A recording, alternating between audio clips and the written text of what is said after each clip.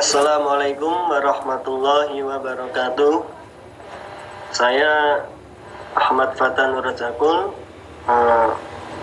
kelas SD semester 5, akan melanjutkan pembahasan materi. Untuk kali ini saya akan menyampaikan tentang harapan dan kecemasan akan globalisasi dalam sektor ekonomi. Nah, pengertian dari globalisasi ekonomi tersebut yakni suatu kondisi di mana perekonomian nasional dan lokal terintegrasi dalam satu perekonomian tunggal yang bersifat global. Jadi seakan perekonomian yang bersifat global itu menyeluruh, bisa ya termasuk menyeluruh dalam hal perdagangan antar negara dan perdagangan nasional. Untuk selanjutnya ini berdasarkan kesepakatan WTO World Trade Organization pada bulan April 1994, maka dunia akan menuju kepada pasar bebas paling lambat sebelum tahun 2020. Ini ada 4 poin. Yang pertama, bebas keluar masuk barang apa saja yang melewati tapal batas negara. Jadi kalau ada barang yang masuk ya, dalam perdagangan yang dimaksud melewati tapal batas negara, ya ini ya batas negara tersebut dilewati sehingga tidak ada bea cukai. Kedua, bebas keluar masuk jasa-jasa melewati tapal batas negara, dalam arti bahwa setiap jasa apa saja akan bebas diperdagangkan mulai tahun 2020 dan seterusnya. Sama halnya yang pertama, ya seolah-olah tidak ada bea cukai gitu. Jadi keluar masuk perdagangan jasa pun seperti itu.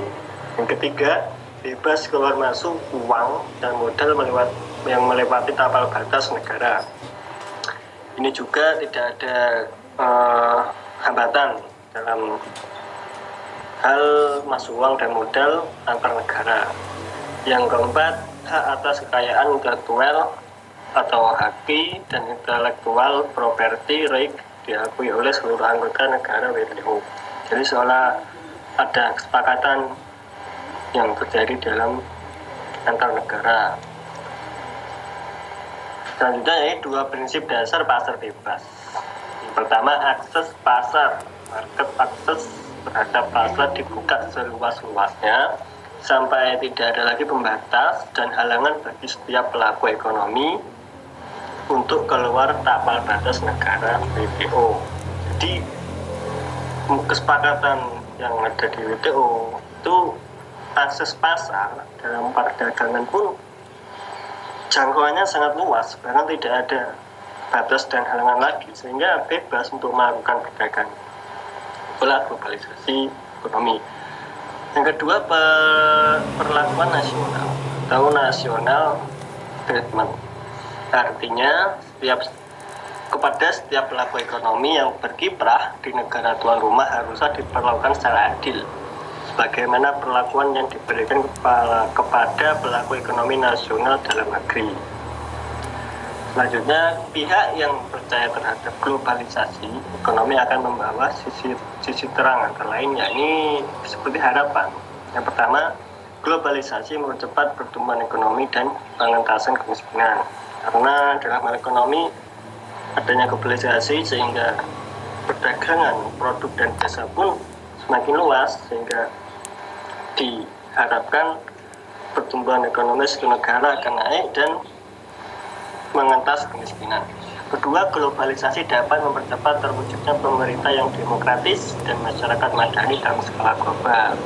Yang ketiga, globalisasi tidak mengurangi ruang gerak pemerintah dalam kebijakan ekonomi guna mendukung pertumbuhan ekonomi jangka panjang.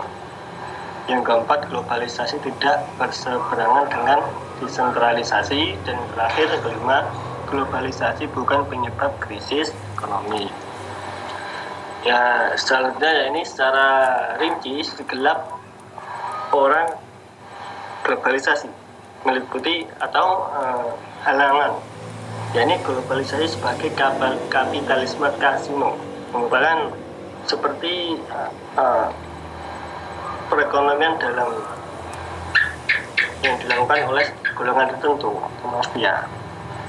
Yang kedua, globalisasi sebagai anti negara. Yang ketiga, globalisasi sebagai kompetisi yang menghancurkan.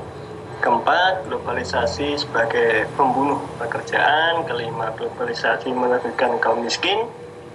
Keenam, globalisasi sebagai individualisme yang berlebihan. Dan yang terakhir, globalisasi sebagai imperialisme budaya.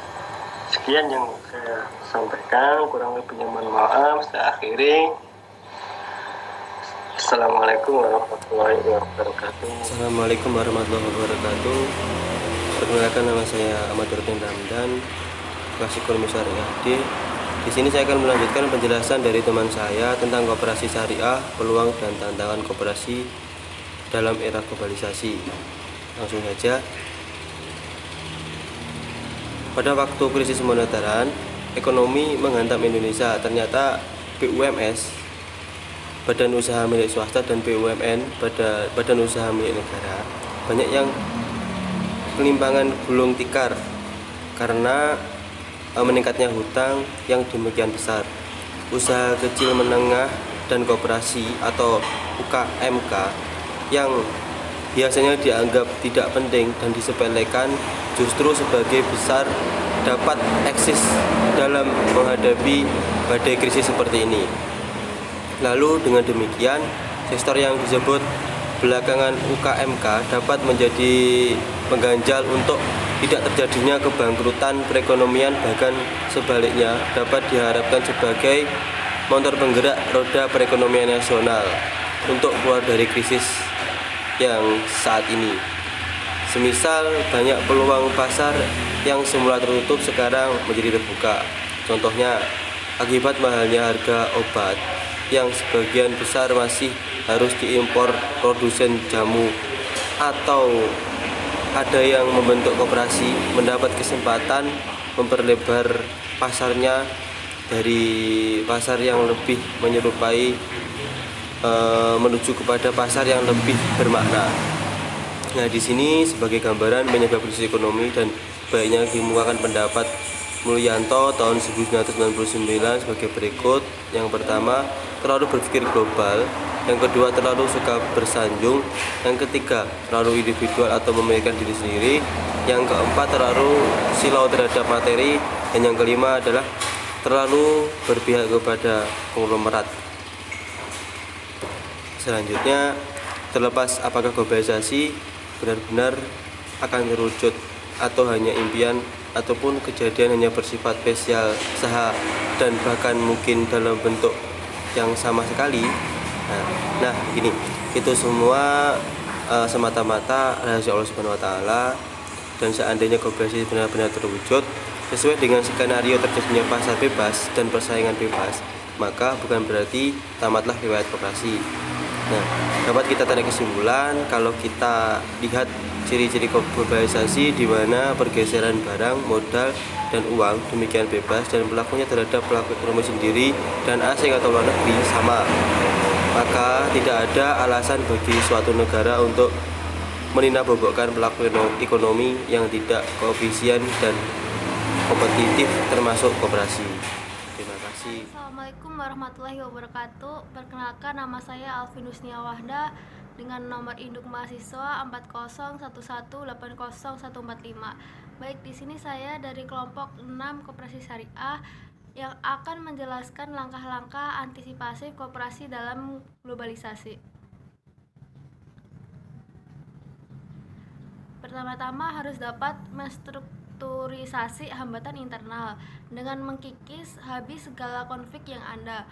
Untuk mengganti mentalitas pencairan bunga yang opportunities, dibutuhkan upaya penumbuh kembangan etos dan mentalitas kewirausahaan para pengurus dan anggota koperasi.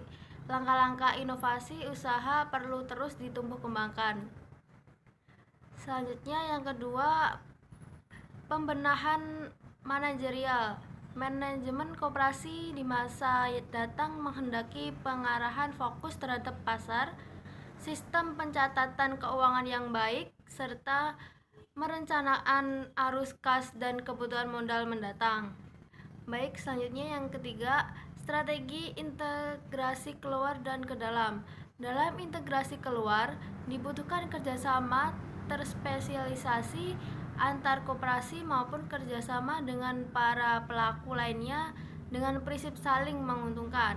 Ke dalam koperasi dituntut untuk menempatkan anggotanya sebagai pelaku aktif dalam proses produksi dan distribusi, dapat memenuhi syarat-syarat penghematan biaya, pemanfaatan modal, spesialisasi, keorganisasian, fleksibilitas, dan pemekaran kesempatan kerja. Baik, terima kasih yang saya sampaikan. Atas kurang lebihnya saya mohon maaf. Wassalamualaikum warahmatullahi wabarakatuh. Assalamualaikum. Di sini saya akan menjelaskan tentang tantangan koperasi syariah. Tantangan koperasi di Indonesia terus mengalami peningkatan. Perkembangan koperasi ditandai dengan banyaknya pertumbuhan koperasi di Indonesia, tetapi di era industri ini, koperasi akan mengalami berbagai tantangan, di antaranya yang pertama yaitu partisipasi masih rendah. Kurangnya partisipasi anggota dalam mendukung terbentuknya koperasi yang tangguh serta manfaat yang bisa dirasakan anggotanya dan masyarakat sekitar itu masih rendah sekali. Lalu yang kedua ada belum optimalnya sosialisasi koperasi. Tingkat partisipasi anggota koperasi masih rendah. Ini disebabkan sosialisasi yang belum optimal. Masyarakat yang menjadi anggota hanya sebatas tahu koperasi itu hanya untuk melayani konsumen seperti biasa, baik untuk barang konsumsi atau pinjaman. Artinya masyarakat di sini itu belum tahu esensi dari koperasi itu sendiri, baik dari sistem permodalan maupun sistem kepemilikannya. Lalu yang selanjutnya yaitu manajemen dan modal usaha yang masih rendah. Koperasi dikatakan kurang berkembang jika kondisi modal keuangan masih rendah dari badan usaha tersebut. Hal ini terjadi karena kurang adanya dukungan modal yang kuat dalam atau terlalu tergantungnya modal dari sumber luar koperasi.